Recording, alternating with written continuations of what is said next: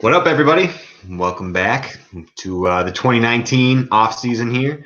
Some real NBA playoff action going on, and I got John Aboud with me here, and we're gonna take a look at some of the free agents who are going to be available in our draft. So, as a reminder, none of the slow draft stuff from last year. It's going to be just like last year's draft. Everyone's team will be preloaded who had 2-year contracts, and then everyone's free agent budget or how much money they have to spend in the draft will be adjusted. So we're going to go position by position and take a look at guys, and anyone worth talking about, kind of bring it up. John Aboud, welcome. Welcome. Thank you. Thank you for having me. Very excited to be here.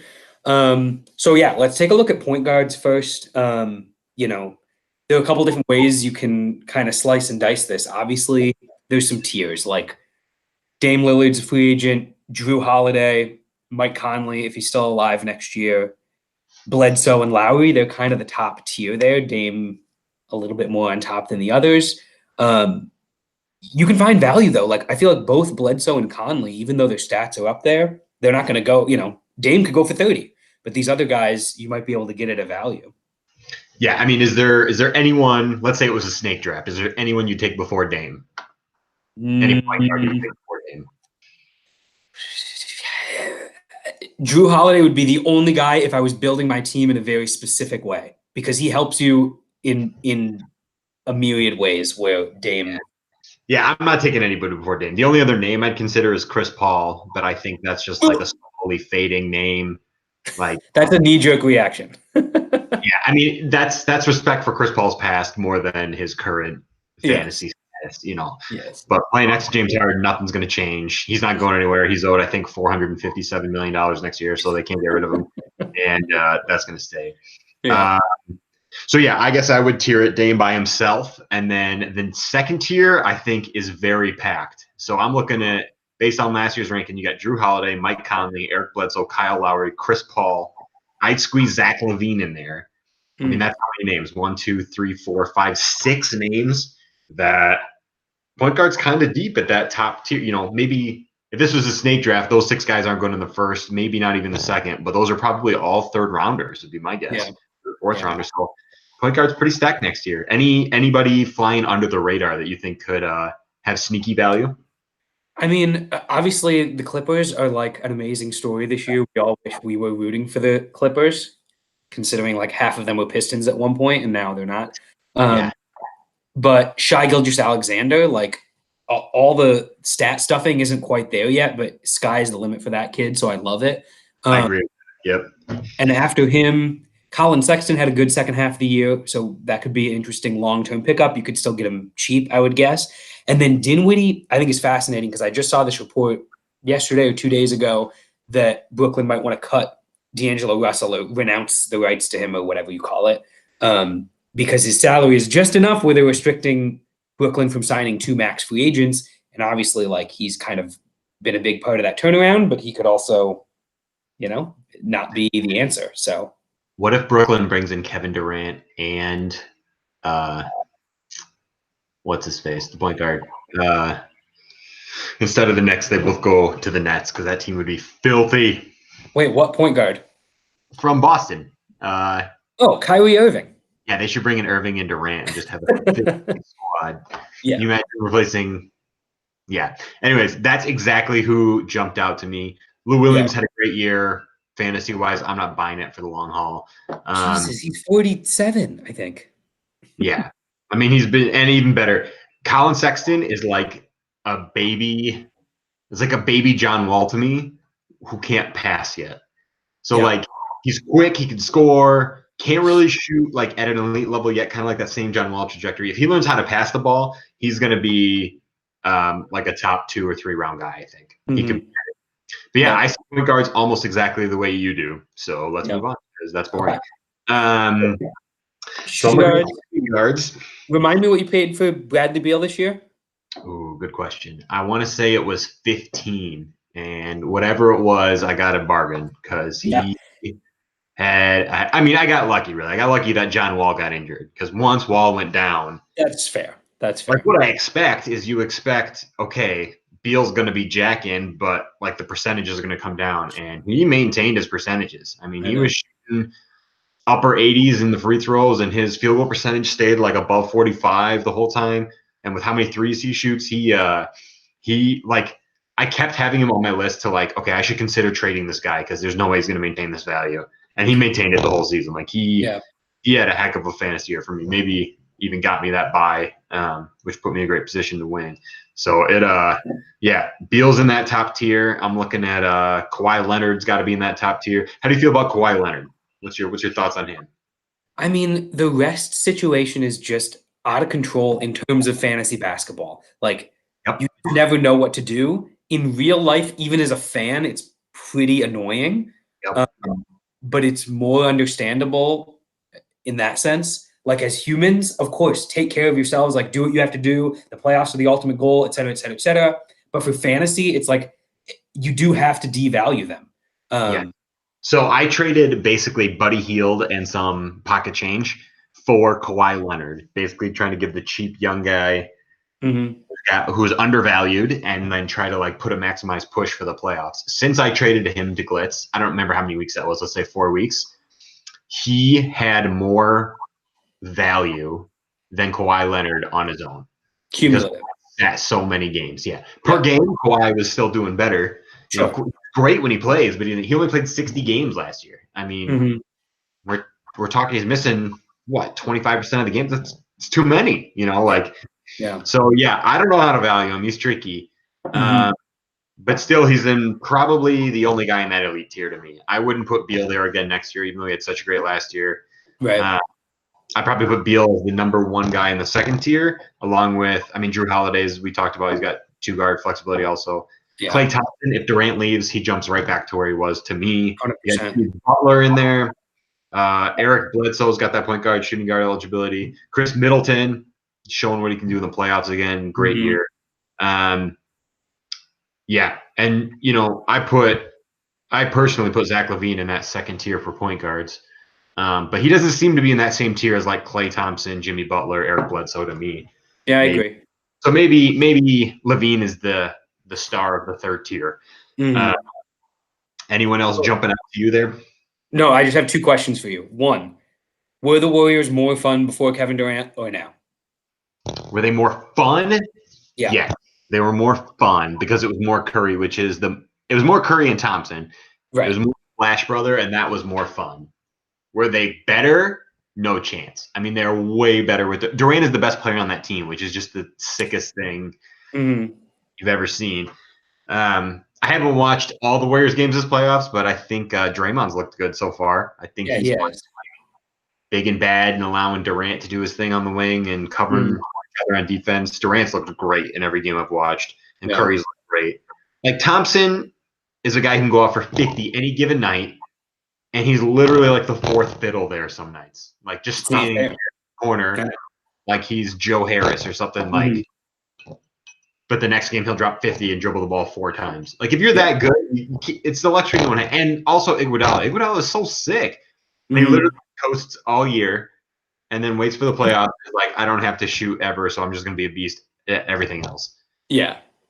There was just nothing more fun than watching Curry and Klay do their thing and Draymond running around as a small ball center and just putting his nuts on people's faces. It was amazing. And his feet. Yeah. Okay. Last question. If this is a fantasy world, if Bradley Beal was finishing his second year on a contract for you right now at $15 million, would you extend him or no? Good question. So I wish I would have kept him for 2 years. So if I had him for 15 again, I would be thrilled for that value going into year 2. Yep. If he got anywhere close to last year, then yes, I would extend him. If he regressed to what I would consider, let's say, 15 worth of value, because what was he worth last year? He's probably worth. I'm saying right now it's the end of year 2, so you're deciding to extend him for next year or not. So basically, however many years I extend him, I have to add 3 to 15, right? Is what we're saying. Yep. I would extend him for a year or 2, for sure. Yep. I think he was worth somewhere in the upper 20s to maybe even 30 as a ceiling last year. This year, like at the new free agent draft, I'm not spending 30 on him. Like, I think I don't think he'll have a season as good as last season again in his NBA career. Like, But on the other hand, he played 82 games last year. He didn't drop off, even when like John Wall was there. Who knows what's going to happen with this team? I think the team might be his floor. You know what I mean? So would I extend him past 15? Yeah. Would I do it for 5 years and up him to 30? No way. So probably 1 or 2 years is what I'd extend him, making his salary, 18 or 21, and then that would be it. Yeah. Same question to you. Would you extend him? Yeah, I would extend him 1 year, 100%. I might make a bet on John Wall not making it back. That's a good point. There's no John Wall is like questionable to even play again this year. Yeah. And so like either he doesn't come back next year or he continues to be the shell of himself that he seemed to be when he was playing. Like bet on that and just go up to 24 and keep him for 3 years and see what happens. Like he might not fully exceed that value, but he's going to get pretty close to it either way. But so who knows? All right. We're looking at small forwards. Yep.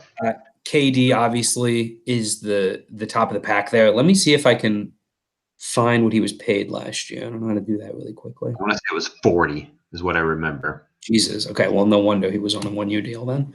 But don't worry, I still have Russell Westbrook for $37 million next year. Who wants to trade? Okay. So KD's in a tier by himself.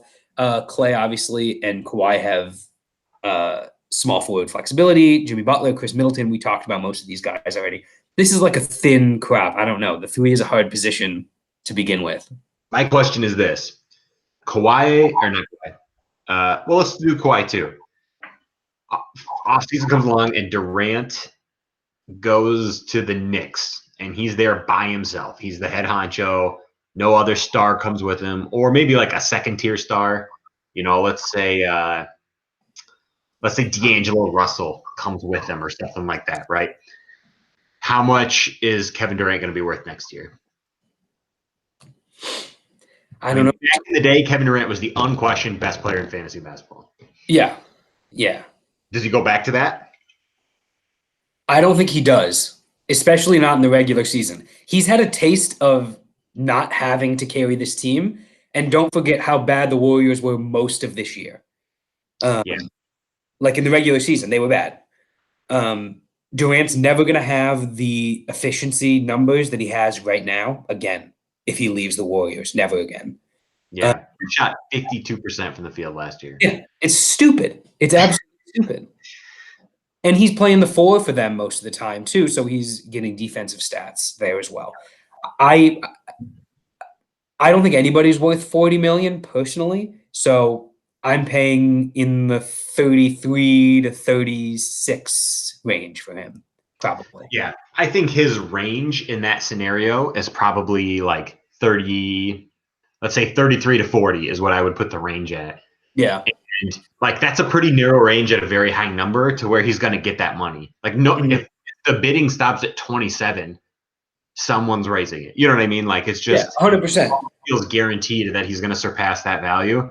Yeah. It also means you probably don't have a lot of wiggle room for like getting him $10 underpriced. It's just not going to happen. You know what I mean? No.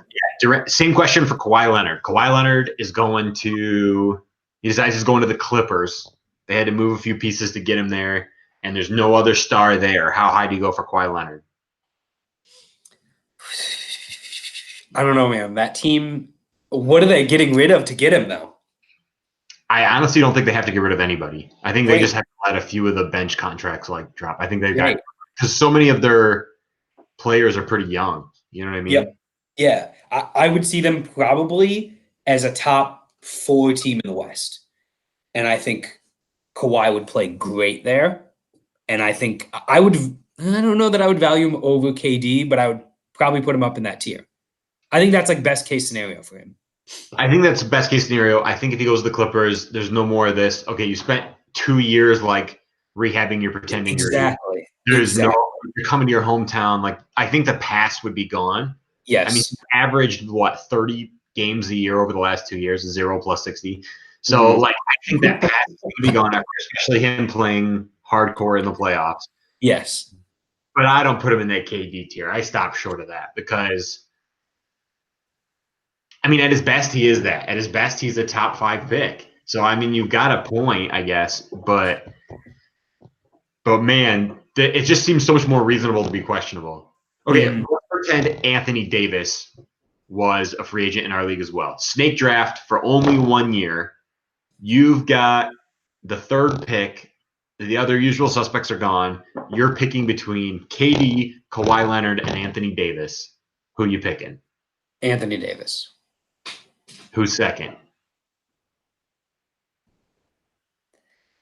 Probably KD and then Kawhi.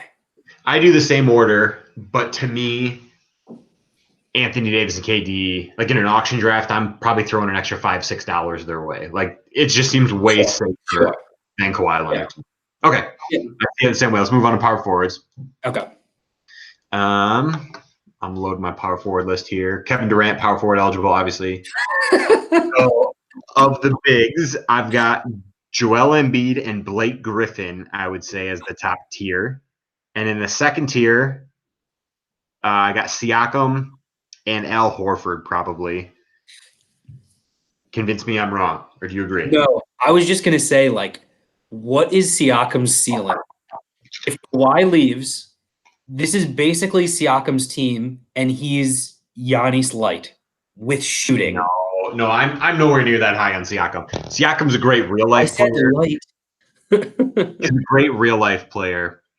I don't see it as his team. I mean, let's say Lowry stays, and I don't know. I don't know how to judge this Toronto team. So I can see anything from Kawhi leaves, and they decide they don't have enough left in the tank. They're getting rid of Lowry. They're getting rid of what's his face? Who's the big Serge Ibaka? Like I could see them getting rid of like blowing it up basically if Kawhi leaves, which is crazy how good they've been. Or I could say like we're going to keep everything intact.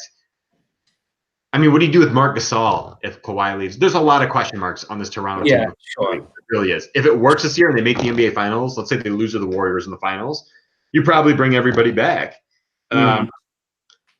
Let's say they lose to the 76ers in 5. Let's say it's a big, like, nightmare. And let's say Lowry stinks. I mean, do you get rid of Lowry? Do you get rid of – you try to bring back Kawhi. What if he decides to leave? Now I think if you don't make the finals, Kawhi is gone. Okay, so let's say Kawhi's gone, and let's say Lowry does his same thing he's done 3 years in a row now and just stinks in this round or whatever. I mean, do you bring back Marc Gasol? Like Marc Gasol's value isn't worth it for the long term. You're bringing him in to win now. Right. Is Ibaka going to be happy? He was benched for Gasol. Like, man. I mean, Siakam's going to be happy, and that's a great piece. You like if you're the Raptors, you called that. He was kind of buried on a too far in San Antonio, but this team could get blown up. I don't know. Yeah. From a fantasy perspective, power forward is always thin to me. Like in today's game where you're not getting like the 15 rebounds ever out of a power forward anymore, like minus 1 or 2 guys.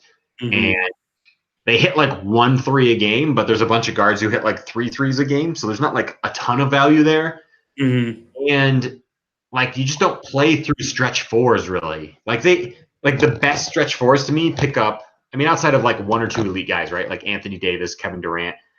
But like Al Horford was probably in the top 10 power forwards last year. And what does he give you? He gives you like 0.8 blocks, 0.7 steals, 0.9 threes, 6 rebounds, 2 assists. Like he doesn't hurt you anywhere, but you were pretty close on most of those numbers. I just pulled up his averages. You were pretty close. Like, he gives you a power forward position in today's game. Like your job is to be like a floor stretcher, and it takes you out. Like you can't get that many rebounds. Yeah, the play's not going through you, so you don't get that many assists. Like, I mean, I don't know. Power forward ends up being thin to me. I think that's where the value is, though. You either need to get a guy who's shooting and hitting a high volume of threes, which there aren't that many of them. You need a guy who's the offense is running through him. Like Al Horford had 4 assists a game. That's higher than I would have guessed. Yeah, that's pretty. Hey, what the hell are you doing? My dog is eating pillows. No. I heard pills first and then pillows, and I was like, you need to go pop your dog's stomach. I'll teach you to talk live on the podcast. Let's do it. But look at this. Embiid has 250 assists. Kevin Durant, 450. Blake Griffin, 400. Siakam, 250. Al Horford, 300. Like, you basically need somebody who's going to have the ball in his hands out there, either hitting threes or making plays. So, Right. yeah. But you picked, I mean, that list is biased. Blake Griffin's playing like point forward. Embiid, the game goes through him. Durant, the game goes through him. Horford's numbers were higher than I would have guessed. I think that's some sneaky value out of Horford there. But like, I mean, who are the other powerful? Like, how many assists does Serge Ibaka have? How many assists does Danilo Gallinari have? Like that, I don't know. Like, there's not. I have a tough time. I don't know how many power forward eligible guys I even had on my team last year, but I have a tough time finding value there, to be honest. Yeah. All right, let's move to centers. Okay. Center free agents. I'm looking at Joel Embiid, Blake Griffin, Al Horford, Brooke Lopez, Steven Adams, Willie Cauley-Stein. Looking at last year's rankings, it's kind of thin too. Bigs have been thin, including last year. Like not even just a lot of the big guys got kept. I felt like there weren't that many big guys who contributed in fantasy compared to previous seasons last year. Mm-hmm. Like Mark hoarded them, and his team seemed unbeatable in big man stats. Yeah. The league moving away from just big hulking centers that anybody can play as to these stretch fives, stretch fours, playmaking guys. It just really limits like the effectiveness of that position. You can't just rack up 15 rebounds from anybody. How many guys do you think averaged double-digit rebounds per game last year? Do you think more or less than 10 guys averaged double-digit rebounds? Oh, definitely more. Okay, I would say more too. Do you think more or less than 20? I'll say probably less than 20 guys averaged double-digit rebounds. Yeah, I was going to say like 15, 18 maybe. I'll look it up while you're looking at these guys. It seems low to me. Like, so here you go. I've got the list of free agents on this year. Yep. Upcoming fantasy free agents. So guys, we could all bid on. There's only 3 guys who average 10 rebounds a game. Yeah. Joel Embiid, Kevin Love, and Tristan Thompson, who you don't want anyways. Like, it's a different NBA. You're right. For every guy who used to average 10 rebounds, there's now a guy who averages 2 threes. You know what I mean? Yeah. Like, it's just... Yep. Yeah, there were 16 in the whole league last year that averaged over 10. Man, that's crazy to me. It just seems wrong, It makes bigs hard. And, like, same with blocks. I feel like defensive philosophy, you kind of stay down. You don't block shots as much anymore. Mm-hmm. You're supposed to, like, protect the rim, but not necessarily block the shot. You know what I mean? Yeah. You're supposed to, like, I mean, last year, Steven Adams, Jimmy had him on a really cheap contract, so, like, there was great value there. But, like, Blake Griffin was in the teens. Embiid was in the 20s. Lopez was under 10, I think. That was a great value, Brooke Lopez. Mm-hmm. Willie Cauley-Stein was cheap, probably worth it. But it's tough for me, too, because, like, the best big – like, Andre Drummond, right? You're getting, like, crazy – you're getting those 15 rebounds out of him. But it's coming with, like, a 62% free throw percentage, right? Like, how many bigs are there in the NBA today who can get you 10 rebounds and shoot over 72% from the free throw line? That's probably only 3 or 4 guys. Like, it's just it's hard to figure out, big man. Yeah. What about DeMarcus Cousins? What are you bidding on him next year? Great question. I promise I'll forget by the time the auction comes around. He's healthy, you said, by the time the auction comes around? Yeah. His quad, I don't know. You're a nurse. You tell me. Is he healthy? I don't know if he's healthy. Let's say reports are good and he thinks he's going to start day 1. He's obviously, like, he's not going to a contender. A contender doesn't want him. He's going to get paid his $20 million, whatever, $25 million a year. I'm bidding in the 20s for him, but I'm sick to my stomach the second I do. I mean, you can't let him go for under 20. It's ridiculous. He's DeMarcus Cousins. Like, would it surprise you if DeMarcus Cousins ends up as, like, the 100th ranked player next year because he misses half the year? Like, no. Would it surprise you if DeMarcus Cousins ends up as, like, the 4th ranked player? Like, no, it wouldn't surprise me. Not really. Depending where it goes, not really. I mean, the guys I am most confused about going into next year, if I had to, like, from scratch, Kawhi Leonard, DeMarcus Cousins, Kristaps Porzingis, I wouldn't know how to value. Mm-hmm. Maybe like Donovan Mitchell. I would be confused on how to value Donovan Mitchell because he was like great and then underwhelming. Yeah. Or Oladipo. I wouldn't like those guys aren't free agents, so I guess it's not as important. But in a snake draft, let me ask you this: snake draft, you've got the 38th pick, and Kristaps Porzingis and DeMarcus Cousins are available. Who are you taking first? Kristaps, 100%. 100%? See, I don't know about that. I would love to have either for like a low price tag because I feel like the ceiling is so high, but it comes with risk, you know? Yeah. And it's hard in our league when you only play 8 guys to like invest significant money in somebody who's going to sit a lot. That's true. Or have injury risk. Like if you spend $30 million on somebody who ends up like not really playing, you're just done. Like you're playing with a third less money. It's really hard to compete at that point.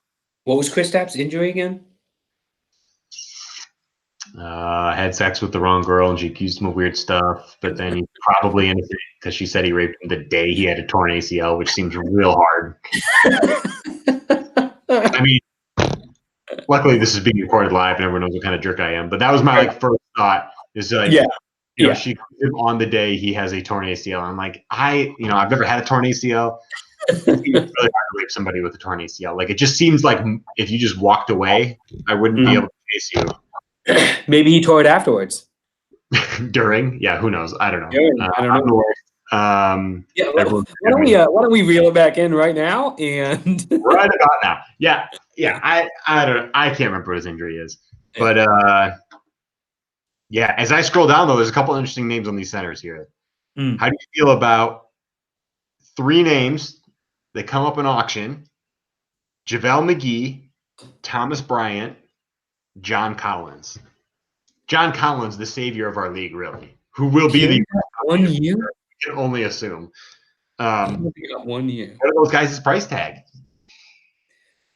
JaVale, dude, I think this year was an apparition for him, or an aberration, not an apparition.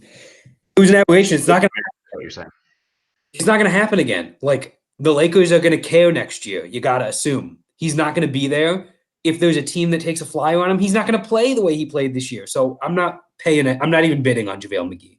I could totally see the Lakers bringing JaVale McGee back because the on-offs, I don't know this for a fact, but based on owning him last year and following him a little bit, the on-off splits with LeBron on the floor versus without LeBron on the floor, he was much better with LeBron on the floor. Yeah.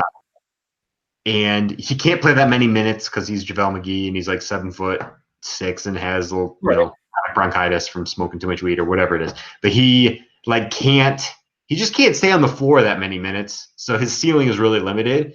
Yeah. But he can play 20 minutes, get you 14 points, 8 rebounds, and have 3 blocks and not miss a field goal attempt. Like, he doesn't need that many minutes to be a stud. He had a real up and down year last year. He was great to start like the first 3 months of the season. All of a sudden, he was unownable, like literally should be dropped, and he finished the season great again. History tells you he's not worth anything near what he had last year. He's a tough one for me. Yeah. Thomas Bryant is a tough one for me. He didn't have an up and down season, but he had like started low, and all of a sudden the Wizards gave him a chance when they're like, well, our whole team's hurt. Let's just put this guy in. And he looked phenomenal. Like, I know. At one point, Mark tried to trade him to me for someone I didn't want, and I was like, I can't do that. I can't bring in somebody else I want less. Being great. I don't know. It seems like whatever you're not paying double digits for Thomas Bryant, I don't think. And like his ceiling is going to be in the double digit range. So he's one of those. The way I'm so nervous about DeMarcus Cousins because the ceiling's so high and his floor is so low, I feel about those 2 guys too. John Collins, I like.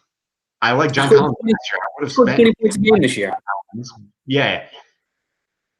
The way Sexton to me was like, oh, he's following that John Wall mold. I see John Collins as like a really successful mold. Like, I don't think he's going to disappear. He had a really high field goal percentage for someone who plays the way he plays, a lot of high pick and rolls. And he's not Hassan Whiteside only dunking off the high pick and roll. He's like shooting jumpers, but also like athletic finishes at the rim. He can stretch it out to the 3. He could be a 1-1 guy who gets you a 3, a steal, and a block. But he hasn't like done it yet. And those guys are hard for me to do too. Like, ideally, if you think someone's ceiling is 30 and their floor is 10, you get them closer to 10 than 30. But people who that gap is so wide, that's such a hard thing for me to gauge. And usually one person believes in that guy more than you do, right? Right. So if it's an Like, auction draft, someone thinks he's worth 20 to 30. You think he's worth 10 to 30. You're going to get outbid, right? So, yeah.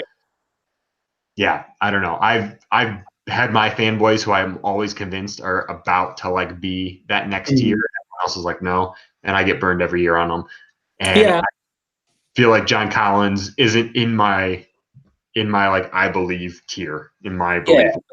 But that's the thing, like those guys for me, I'm gonna spend $3 instead of $1. You know what I'm saying? I'll pay 3 times the price that you think he's worth and only waste $3 if it doesn't work out Sure. versus if a guy's floor, his likelihood is 10 to 12. I'm not bidding 18 on him. I'm not bidding 20 on him. Like, Right. just because Yeah. he has that ceiling, you take smaller risks, Right. It's much easier at the bottom, but there's also like the guys you're bidding 3 instead of 1 on have a floor of not being worth a roster spot. That's John true. Collins is never going to be a complete dud. Right. Like what was the worst contract in the league last year for someone who didn't get injured? I can't even think of it right now because someone was overpriced. Like someone bid 18, 19, 20 on him, or even like who's Ben Simmons. Nick bid 28 on Ben Simmons. Ben Simmons didn't sniff that value last year, but if he would have been 14, he would have been one of the best contracts in the league. So you know what I mean? Like, Yep. so that's only 2 times value, but he was still not worth it last year, and it hurt his team. But He was worth playing. right versus Will Bynum, you bid 3 instead of 1 on, and now you're dropping him. You should be dropping him. You know what I mean? Like, Sorry, do big 3 stats not count in this league? I quit. if big 3 stats counted, who would you pick right now? First name that jumps to your list. I have no idea. Who went first in that draft? Royce White. Royce White, here's my big 3 bold prediction. Royce White will not finish the season in uniform. That's my bold prediction. The number 1 overall pick won't finish the year, and it will not be due to basketball injury. Oh my god. It's brutal. I'm taking Jason Richardson. I love that. I'll take Shannon Brown's. I'll take Shannon Brown. Downtown Shannon Brown. It's hard to go against that. It's a great pick. All right, bro. Let's close it out. All right, man. Everybody, if you want to do any things, I just use YouTube and do the YouTube live events, and it just records it live as you talk. And then, let's upload stuff. I'm going to try and put them out every couple weeks, every few weeks, something like that. And we'll have stuff to talk about up to the draft. Peace. Peace.